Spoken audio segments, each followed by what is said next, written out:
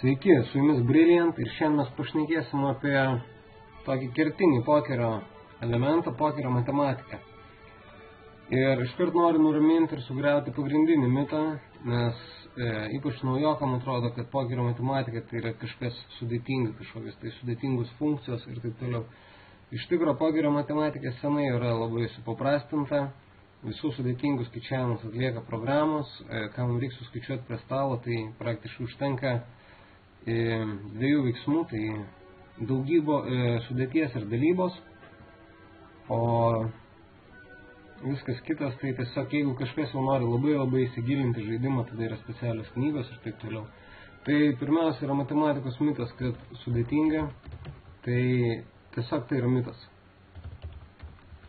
Taip nėra.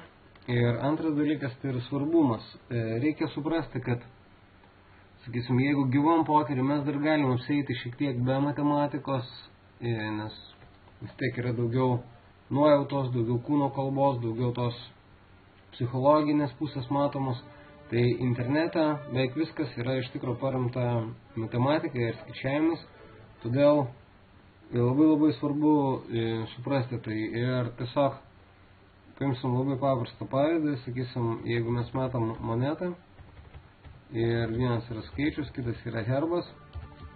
Ir jeigu jums pasiūlys lažintis, kad jeigu iškrenta skaičius, jūs laimi +1 litą, o jeigu iškrenta herbas, jūs pralošit 3 litus. Ar jūs sutiksit lažintis? Aišku, kad nesutiksit, nes visi supranta, kad tikimybė iškristi 50-50, tai ir lažybos turėtų būti santykis 1:1, kad jau neįtume minusą. Tai šiuo atveju visi čia supranta, kad čia būtų klaida. Tačiau jeigu jums pasiūlytų, kai iškrenta skaičius, jūs uždirba 3 litus, o kai iškrenta herbas pralošit 1 litą, tai daugumą iš jūsų sutiktų. Nes visi mes suprantam praktiškai, kad čia būtų pliusas. Ir taip yra todėl, kad mes žinom, kokia yra tikimybė, žinom, kaip apskaičiuoti, todėl mes galim priimti teisingą sprendimą. Ir kai yra kažkokia situacija, sakysim, pokeryje, ką daryti su karalium 10, kai mes esam, sakysim, ant buttono ir KTF-as atidarė, sakysim, Open 2x su range 40% ir jį pasifoldas į tribetą. Pasifoltų tribet yra 80%. Tai ką daryti šitoje situacijoje, ir kaip pas mus yra 15 efektyvus, ką daryti šitoje situacijoje, mums apsimoka įtribetinti ar ne, tai iš tikro čia yra lygiai tokia pati situacija kaip su moneta. Šitie skaičiai mums jie nusako tikimybę ir kai mes žinom, mes galim priimti teisingą sprendimą, tačiau kai mes nežinom, tai būtų tarsi mes nežinotume, kad čia 50-50 ir mums pasiūlytų tokį arba tokį ir mes nežinom, ar čia gerai ar ne, o gal apsimoka. Tai šiuo atveju pokeris irgi labai yra paprasta, ir reiškia, yra kažkokios tai tikimybės, yra kažkokie skaičiavimai, autai tie patys, ir jeigu mes tą žinom, mes galim tiesiog matyti, ar tas sprendimas mums ilgajam periode duos pliusą, ar neduos pliusą. Tai tiesiog, be matematikos praktiškai mes negalim žengti nei žingsnio, ir jinai yra visur, tai nereikia jos baimintis, kad jinai yra kažkokia sudėtinga. Jeigu kas nesupranta iš tikro, kokį čia pavyzdį parašiau ir kažkam atrodo kaip mistika, tai sveiki atvykę į pokerio pasaulį, laukia nuostabi kelionė jūsų. Tai jeigu taip šnekant apie pačius pagrindus, tai reiktų žinoti tam tikras, sakysim, basic tikimybės. Čia jeigu mes dabar šnekam apie tikimybės, o ne apie autas, tai aš čia surašiau keletą tikimybių, kurias aš manau kiekvienas žaidėjas turėtų žinoti. Tai, pavyzdžiui, kokie tikimybė, kad gausit porą į rankas, kokie tikimybė, kad pagausit setą ant flopo, kai turit porą, kokie tikimybė, kad pagausit flashą ant flopo arba flash draw ir taip toliau. Kiek procentų prideda backdoor flash draw. Čia nėra tokių paprastų tikimybių, kiek turi procentų flush draw arba straight draw. Aš manau, kad tą jau ir jūs taip turėtume žinot. Keletas yra toliau tikimybių, kur reikia pridėti keletą kortų. Biškai trūksta keletas, tai dar rašysiu. Ok, priežasčių dar porą. Tai čia yra tokios, sakysim, tikimybės irgi, kurias visi turi žinoti ir visi turi suprasti. Jos bus po video apačioje parašytos. Tai galėsit iš ten nusikopijuoti, bet šiaip per video matosi. Tai jūsų visų namų užduotis yra išsiaiškinti šitas tikimybės.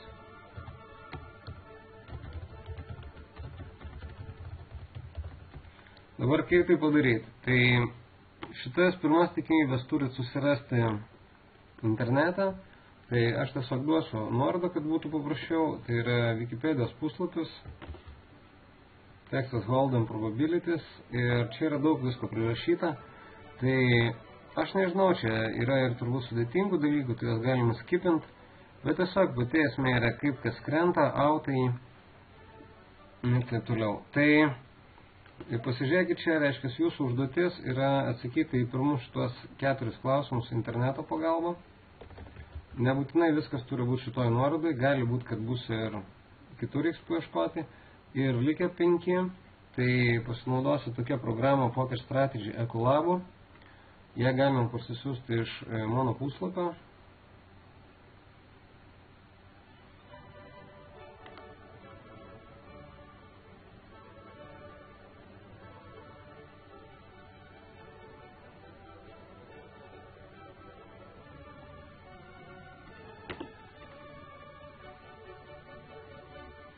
Kodėl uždarė mane?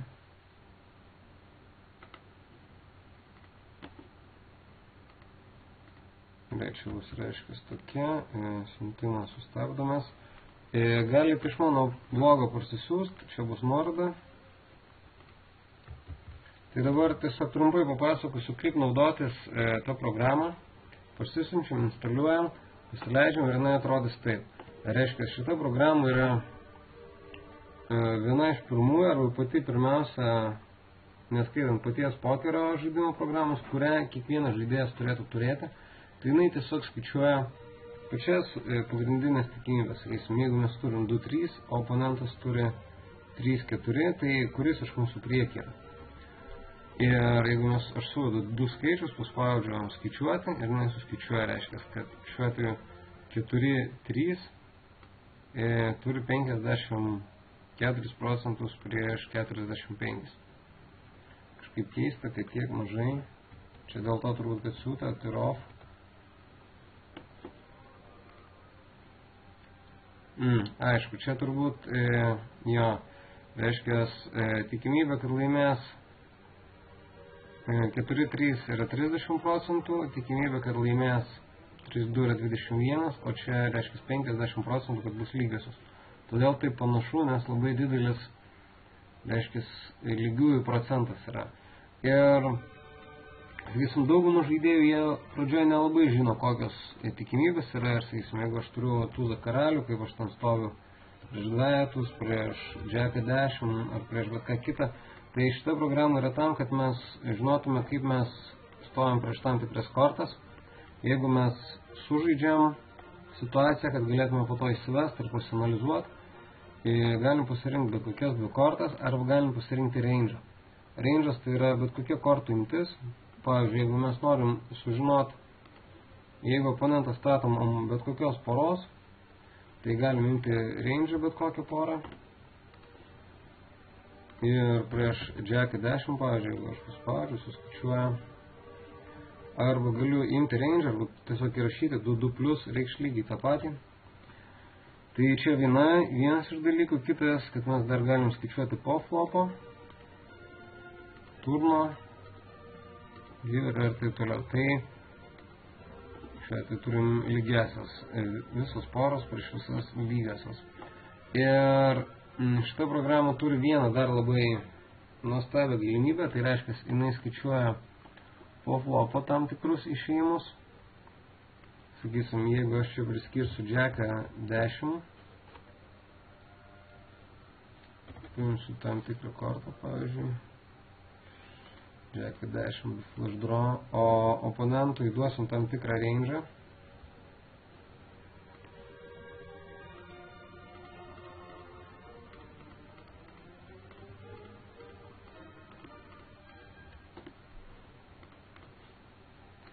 Tai iškritus tokiam flopui, 9, 8, 10, aš galiu paspaust ir, pavyzdžiui, man paspaudęs išplėstinius meniu, aš matau, reiškia, išskaičiavimus, kaip dažnai jisai kažką hitas, kaip dažnai hitina open-enderius arba backdoorus kažkokius, straightus ir taip toliau.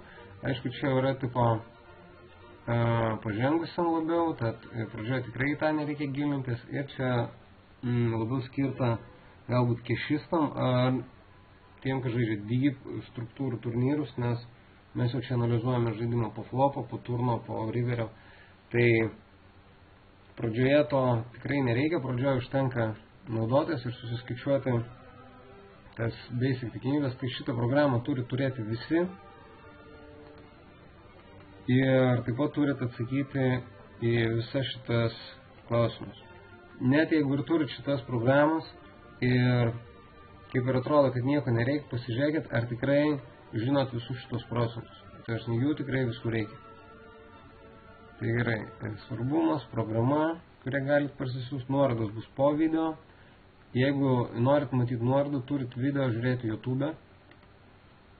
Pavyzdžiui, kaip čia.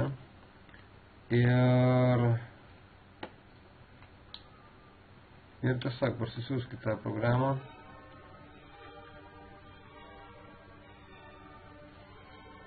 Ir einam toliau. Taip pat nuoroda į Wikipediją. Taip pat svarbus labai dalykas, ką reikia žinoti, tai autai, ocai. Aš manau, kad šitą irgi daugelis žino, tačiau dėl viso pikto, jeigu kas nežino, tai įdėsiu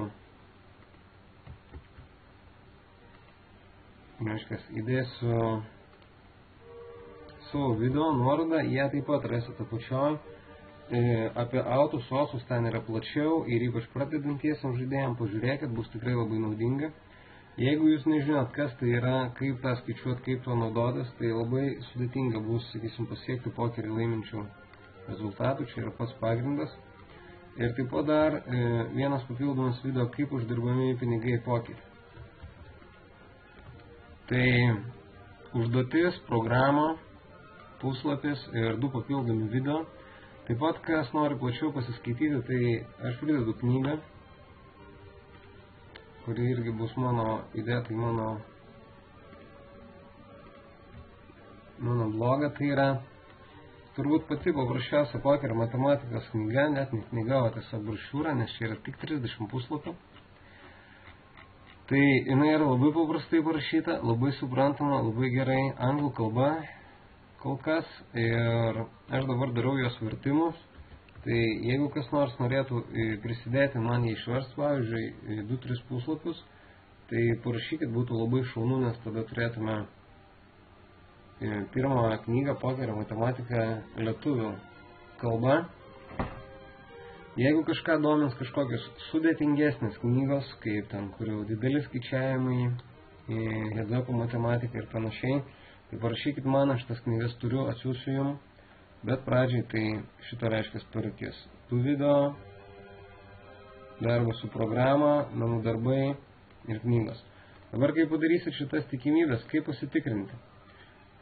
Po savaitės aš jums atsiųsiu nuorodą, jeigu neatsiųsiu, tai patys parašykit į mano blogą, ten bus nuoroda į straipsnį su atsakymais. Gali būti, kad pamiršiu, kam siunčiu, kam ne, tai parašykit man į Skype'ą, aš jums atsiųsiu atsakymą. Gerai? Tai tiek, primenu, su jumis buvo Brilliant, labai trumpas video įvadas į pokerio matematiką, pasižiūrėkit video, padarykit su programą, jeigu kils klausimų, rašykit į Skype'ą arba Facebook'ą. Ačiū, gerų žaidimų.